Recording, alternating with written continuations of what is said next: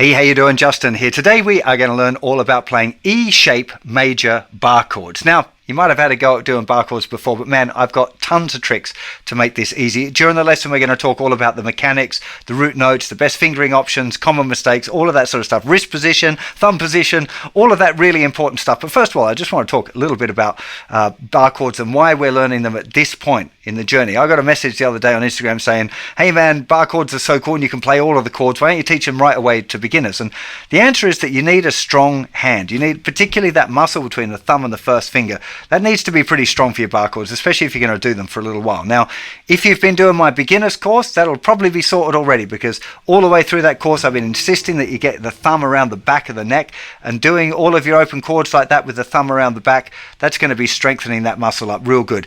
You'll probably notice when I play, very often I've got my thumb floating around the top, and that is okay at this point, now that that muscle's worked up well for your bar chords. What I'm going to do now is to give you a rundown on how this bar chords thing works. Now, this is for the confident beginner who's really hip with their F chord already. So I'm going to talk a little bit about the root notes, moving the chord around, how it works, fingering position and stuff like that. And then I'm going to go into a lot more detail about exactly how to position your hand and the mechanics of it all, wrist position, that stuff, for those people that are still having a bit of a struggle with the bar chords. But if you've come from my beginner's course and you're confident with the F, you're probably ready to start moving it around already. So let's start by taking a look at F chord. Hopefully you're pretty familiar with that one already. If you're not, you might want to go back and check out my beginner's course. So that is an E-shape bar chord already, because it's using the shape of an E chord. You can see there would be our regular E in open position. If we re-fingered that chord so that we're using fingers 2, 3, 4, slide it up one fret, and our first finger is replacing the nut, and we have an F chord. So there's E, and there is F. Now the idea with E-shaped bar chords is that it moves around. That was an F. If we move it up one more, so all of the shape stays exactly the same, we put it down again, that would be an F sharp. So there's F sharp. If we move it up one more, we get to G. If we move it up one more, we get to G sharp. And there's A. Now, a lot of people, when they start doing bar chords, start going, well, hang on, there's two ways of playing G. Like, I learned G chord like that, or like that, whatever version you liked, but you can also play it like that. You can hear they're pretty similar, right? There's G, there's G.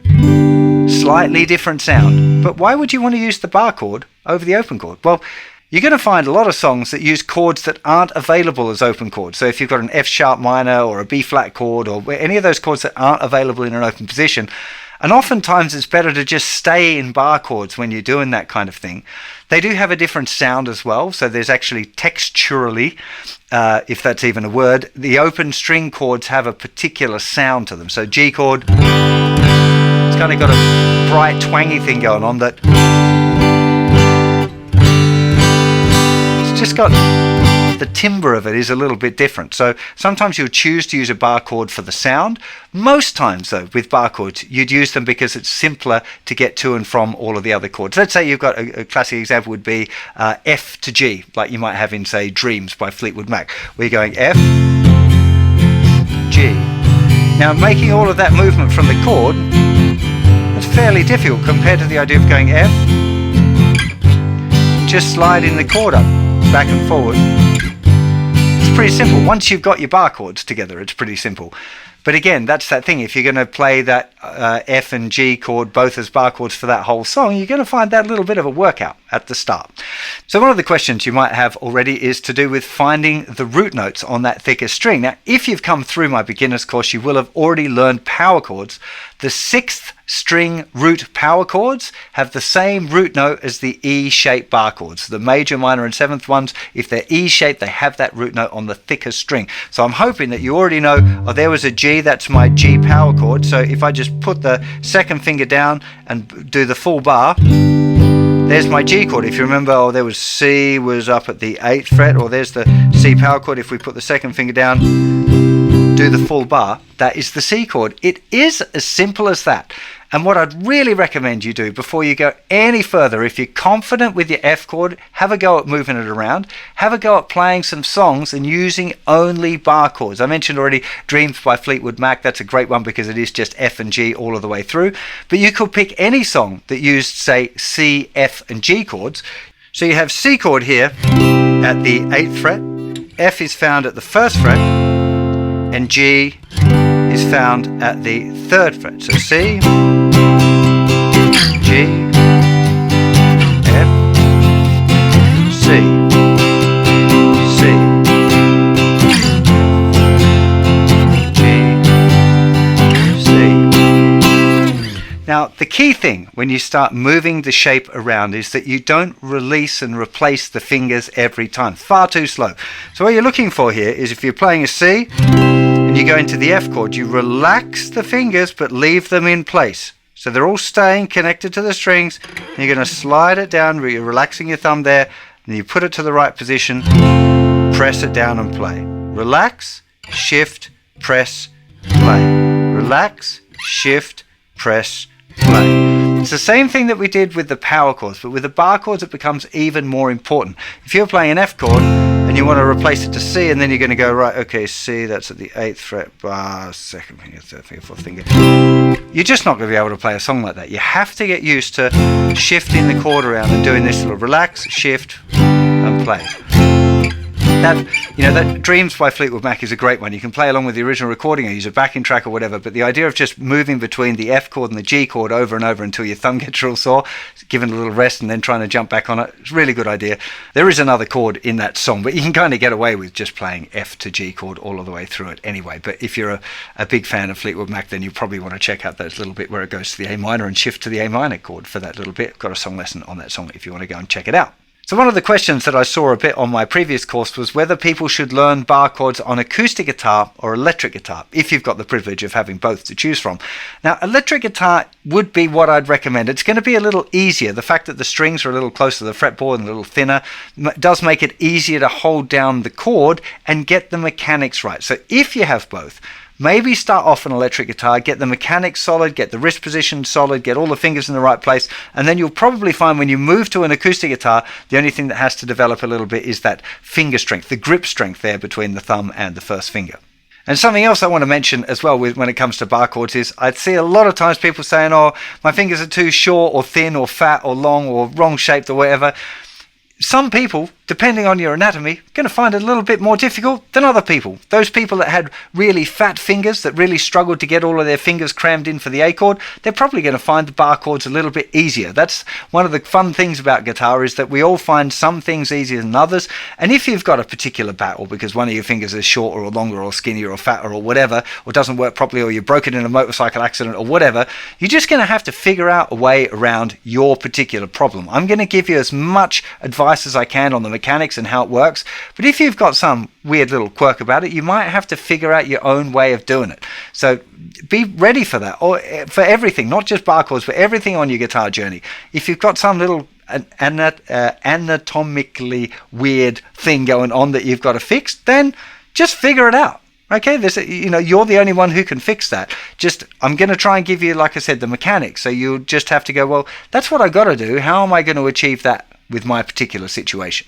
So now let me take you through a little bit more detail about the mechanics of the bar chord and as many tips as I can to get you playing your bar chords nice and clean and with exactly the right amount of effort, because it's not all about strength, it's technique as well. Getting your fingers exactly in the right position, with your thumb in the right position, with your wrist in the right position, means that you will have to exert less effort to get a great sounding bar chord, and that can be really super helpful. Some people figure this stuff out on their own, but I think it's a good idea for me to explain each of the bits that I think might help, just in case you're missing one of those pieces and you might, oh, hang on, if I do that, it makes it a load easier. So let's go through that one at a time now. So the first thing is to do with the bar placement. So we're barring the 5th fret with the first finger, second finger's going down on the 6th fret of the 3rd string, 3rd and 4th fingers are going down in the 7th fret of the 4th and 5th string. So it's just like our E shape was off the end there. If we refingered the E, slid it up, so second finger is in the 6th fret, bar chord is going down in the 5th fret. That is an A chord because the root note is here at the 5th fret. So let's go through and talk about each of those things. Now the first one I want to cover is the bar. Now the best trick for the bar is to remember that it wants to be slightly on the side. One of the weird things about our fingers is that actually the fleshiest part is right on the flat, on the top.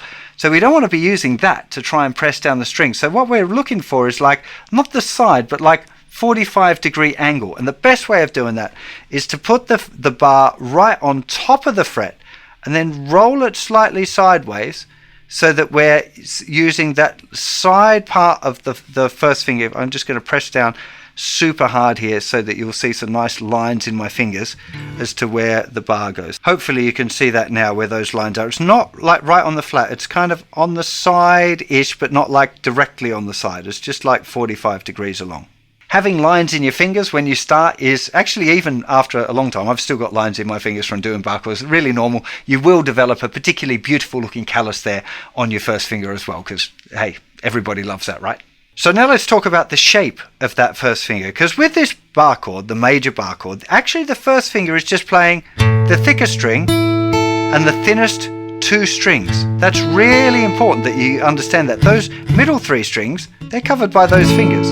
So the bar really is allowed to be a little bit curved. It doesn't have to be like dead flat and straight. If you try and do that, what you're likely to do is your wrist is likely to come too far forward. We'll talk about why that's a bad idea in just a second. But you really want to just try and keep when you roll it over, it's allowed to arch a little bit in here. In fact, what I'm going to do now is I'm going to go to my phone cam so you can see a nice little clip here and see exactly what I mean. So here's the first finger. It goes down right on the fret and then you roll it slightly on the side.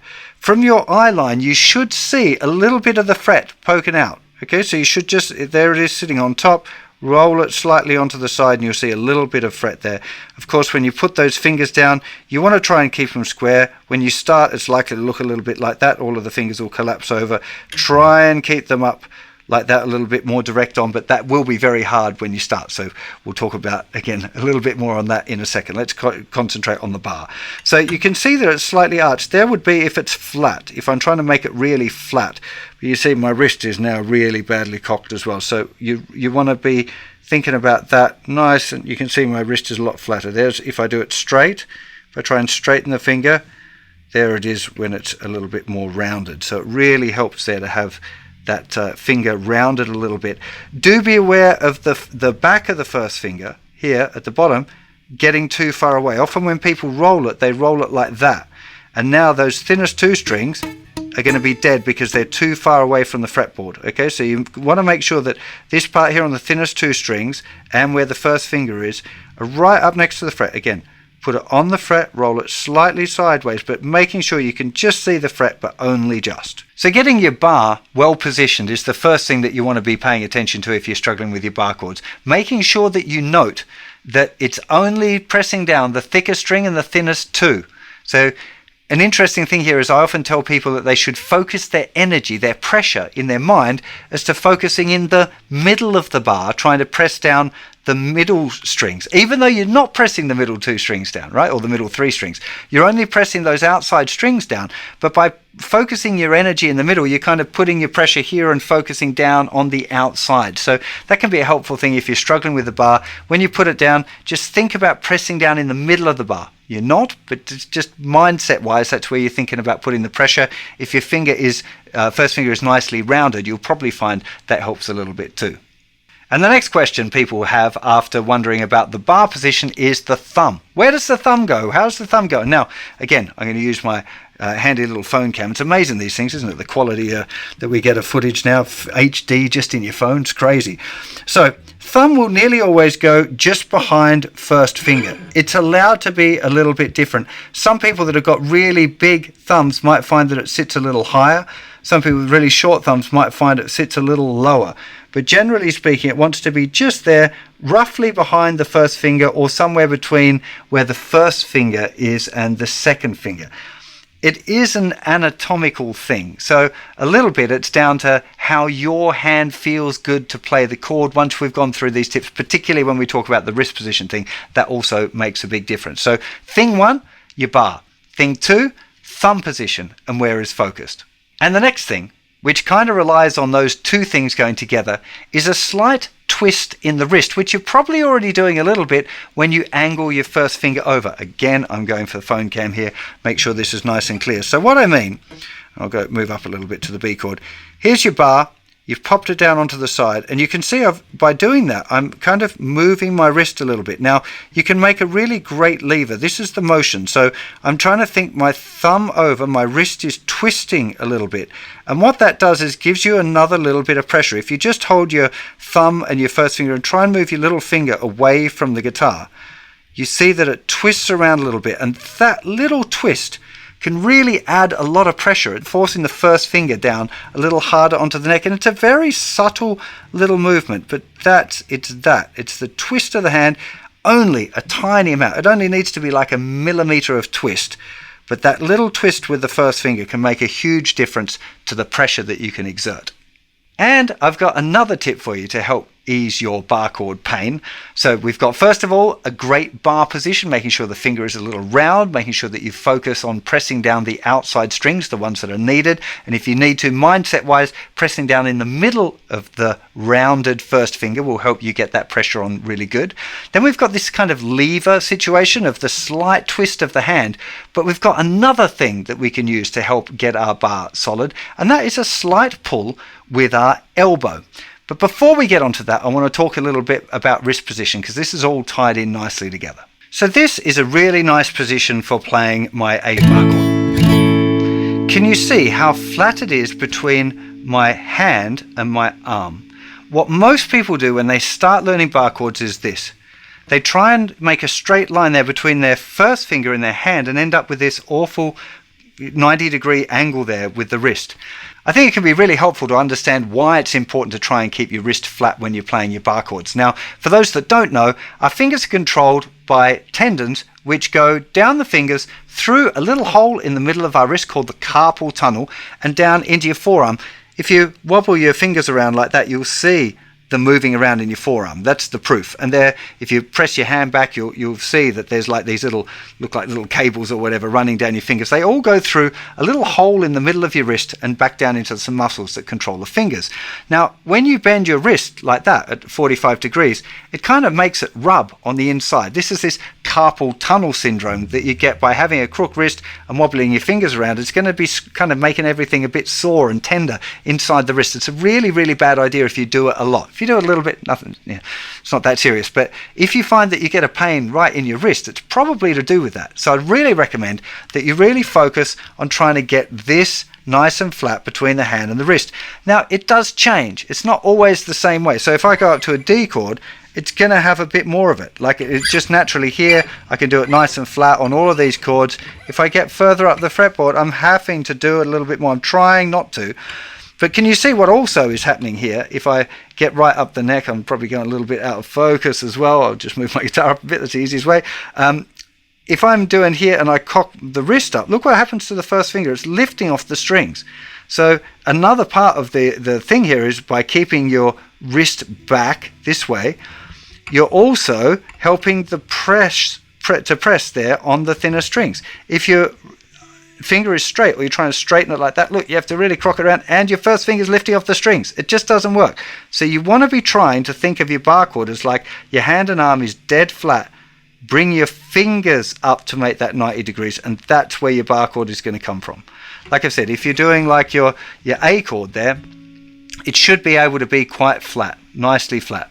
On some of the other chords, especially if I go like right up, you can see that's an E chord, and it's really getting a little bit more crooked than I'd like. But for your aim is to try and get that wrist position nice and flat. Now, when it's nice and flat, it also means that you can pull back a little bit with your forearm. So once your bar chord is down, you can pull back, and I can actually play all of my bar chords without the thumb at all. Obviously, I wouldn't recommend doing that. But you can see I can pull back. I can get enough pressure from pulling back with my elbow.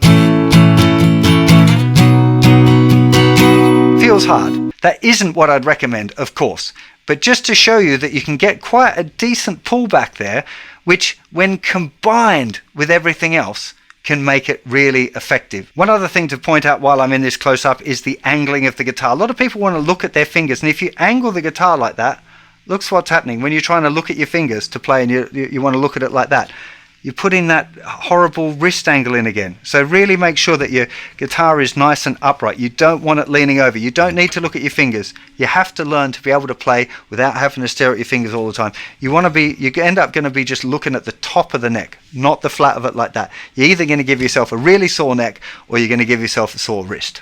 So let's just have a little recap here, because I think it's important to realize that it's not all just about finger strength. It's the combination of the finger strength with these techniques. These techniques will allow you to use less power and therefore not make you as tired as quickly.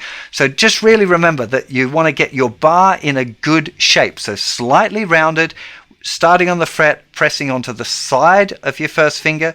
You want to make sure your thumb is positioned well and that you're using this little twist of the hand, the little lever action there to help press it down. And then also you've got the little pull back there with your elbow. Say each one of them is worth 10-15% or whatever, each one of those things. So don't just rely on any one of them. Make sure all of those things are engaged when you're playing your bar chords, and that means that you'll be able to play bar chords for a lot longer before any of those muscles get very tired. I've got one more little mechanical hint for you that some people find really helpful. I tend to play with a very flat neck, and that kind of works for me, but some people find it a lot easier to angle the neck just so slightly. So they might find playing A here hard, but then they've just moved the guitar that tiny bit and it works really well. I think it's the reason some people like to play on that other knee, because it straight away pokes the neck up in the air, and for classical guitar and stuff like that, works really well. I think like when you convert to standing up, the guitar tends to sit a little flatter, and it just feels more comfortable for me this way. But that doesn't mean it will feel more comfortable for you, or that you shouldn't do it. If you want to play with the neck angled up, you can either just try and do it when just that little bit, or you could try swapping the guitar onto the other knee if you find it really helps you. There's one more really important thing I want to mention for those that are still struggling with their bar chords, and that is it might not be your fault. If you have a high action, which means that the strings are quite far away from the fretboard, then you might find that it is just physically very difficult to play bar chords. So if I go to a party and somebody gives me some cheap guitar that hasn't been looked after or set up properly, the strings might be like a centimetre off the fretboard, and I'll struggle to play bar chords like that, and my fingers are pretty strong. So it might be the case that you need to take your guitar to your local guitar store and get it set up. I have some videos about setting up your guitar as well that you might want to check out.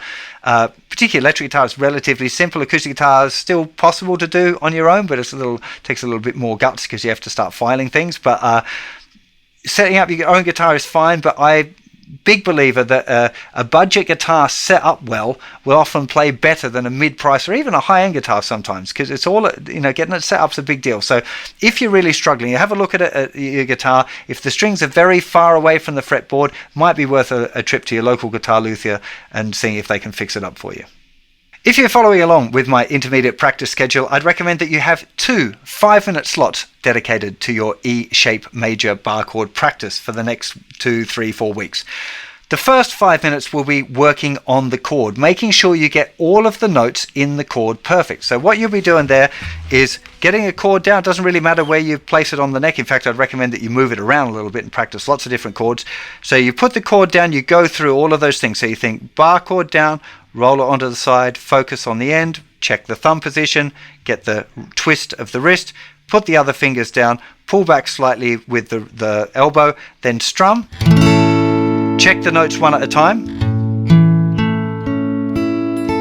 and then strum again. Now, most likely some of the notes aren't going to ring out correctly, so here's what you do if it's not working. So for each of the strings, the thinnest 2 strings, if they're not working out, it's to do with your bar position. So you're really going to have to experiment with making sure that that part of your first finger is right up next to the fret but not on top of it. If it's this, could be that you're not pressing hard, especially if it's this, like half ringing out, it's usually because you're just not pressing hard enough. So make sure that you're using that angle, all of those techniques we talked about getting a solid bar, pulling back, twisting the wrist, that whole thing. That's usually going to be the fault of the thinnest 2 strings. If the second string sounds like this, so thinnest string is good, but second string is like that, it's usually going to be the fault of the second finger laying down a bit too flat or not in a good position and touching the second string. So make sure the second finger is nice and pointy. It might be leaning a bit over on the first finger, that's kind of okay, but it definitely doesn't want to be folding down like that and touching the second string. So watch out for second finger. That's usually the fault of that. If it's the third string that is not ringing out, it's almost certainly going to be the fault of little finger laying down a bit too flat and muting it. So again, just lifting up there so that the little finger where it meets the wrist is just a little closer to the fretboard. Again, you don't want it touching the thinner string, but just that little bit closer will make it a little rounder and stop it from muting that third string. Okay, it's just that little movement. Again, we're talking just millimeters here. If either of the fourth or the fifth strings are not ringing out, you're not pressing hard enough, or your fingers are too far back. If they're too far back, you'll get this kind of thing. So you need to try and get them nice and close to the frets. And like I said, you want to do the strum, pick out and strum. Go through the placement. First finger down first, roll it back. Second finger, third finger, fourth finger. Check the thumb position, check the roll. Pull back a little with your thumb. Strum. Pick the notes one at a time. Oh, that one's not ringing out. Little finger's fault. Okay. Oh, thinner strings aren't ringing. Oh, thumb's not. That's that. There we go. Then stop. Relax. Give your hand a little rest for a minute. Shake it out if you need to. Shaking the hands, not a bad thing if it's getting a bit sore. And then the same thing. Put the thumb down. Put the first finger down. Roll it slightly on the side. Second finger, third finger, fourth finger. Check the thumb position. Check the angle and the shape of the first finger. Check the twist of the wrist, the pull back with the elbow. Strum. Pick the notes. Oh, what's going on there? Now, this is the one last little trick that I'm going to share with you, and that is the position of the bar vertically. Some people will find that they have to move the first finger up just a little bit or down just a little bit in order to get those nice notes. We're going to talk about that a little bit more with the minor chord because it's more common to have the problem with that finger. But what you don't want is the first finger poking right out over the top. Now, the reason you don't want that is when we move to the A shape, the tip of the first finger here needs to mute the thicker string. And what you don't want is the first finger having to go from here and then suddenly have to jump all of that way to get to the A shape. You can see if we go from E like this, first finger is just moving a nice, easy, manageable amount. You don't want it going like this. I can't even do it. There to there. So try and get that first finger so the tip of it is just, not like right on the tip of the first finger, but definitely not too low. You won't be able to press it down, and avoid getting it too high as well. So the second item on your practice routine is going to be playing songs using only bar chords. Now, a full 5 minutes of bar chords is really tough. If you're just learning bar chords for the first time and you found F chord a bit of a struggle, you're going to find 5 minutes impossible to do. So what you want to do is just play a song as long as you can until that finger starts getting sore, or you find that you just can't do it. Like you find it with, like in weightlifting or whatever, it'd just be failure. You just can't hold the chord anymore. Stop, have a little rest. You might find it helpful to massage that muscle there between the thumb and the first finger, because that's usually going to be the problem point there. Give it a little bit of a shake and then start again and play through. Okay, you don't have to stop the timer for the 5 minutes. Just allow, be kind to yourself. You got the 5 minute slot. Play for, it might be a minute or 2 minutes. You could either do a song like Dreams, which is just F and G, or you can find any songs that are using any of just major bar chords. Okay, so F, F sharp, G, G sharp, A, B, B flat, C, whatever, up to C. Probably you might want to try doing one with D, so using like G, C, and D chord songs. But again, the D chord right up at the 10th fret, it's a little bit tricky. If you might want to try it a little bit later, definitely I wouldn't try it in the first week. So what you're aiming for here is stamina and building up that muscle. As I've mentioned, the mechanics are really important, so don't neglect that time spent on getting the chords right if you're still struggling with it. If you're like, man, I can do my chords, I'm cool with it, they sound great every time, fine. Dump that from your practice routine and start working on something else. That's okay. But if you're in any way doubtful when you start going onto the songs and you're really struggling to hold the chord for a long time, you might want to go and revisit the mechanics and just spend some time trying to get it, because it should feel easy. When I'm playing a bar chord, it's not like, it's not all angry and tense and trying real hard to press the stuff down. It's just like, I'm I know what the mechanics are, and the mechanics, good mechanics, help you press softer, and therefore you'll have more stamina because you're not trying so hard. You're not exerting that much pressure because you just, it's comfortable. It's that I can feel all of those elements straight away. As soon as I go to play the chord, I can feel a very slight pull back with the elbow, very slight, but I can feel that little twist of the wrist. I can feel my first finger reaching around the side. You know, all of those things combine together to make bar chords easy. So I'd really recommend you pay attention to the mechanics. It will make the whole thing a lot easier. So now it's time for you to just go out and practice. There ain't no magic here. It is just knowing the mechanics, doing the practice, building up the muscles. Do spend quite a good chunk of time just on this E-shaped major chord before you go on to the next one, where we're going to learn to play the minor chord. Some of you are probably super anxious to get like, I can do the F, I just want to get on and play songs using major and minor chords, and that's fine. But there's benefit here to working on the major chord first of all. Some of that will be revealed when we start looking at the minor chords. And learning minor chords too early, I think, can lead to some other mistakes. So be confident with your major chords before you jump onto the minor chords. Do remember, over on the website, that registered users have free access to My Practice Assistant, which you can use to log your practice routine. It's got a timer, all of that sort of stuff built in. Of course, loads of notes and extra advice that you can get in the comments over on the website as well. Really hope you enjoyed this and it helped you sort out your E-shaped major bar chords. I'll see you for the next lesson, where we're going to check out the minor chords when you're ready. You take care. Bye-bye.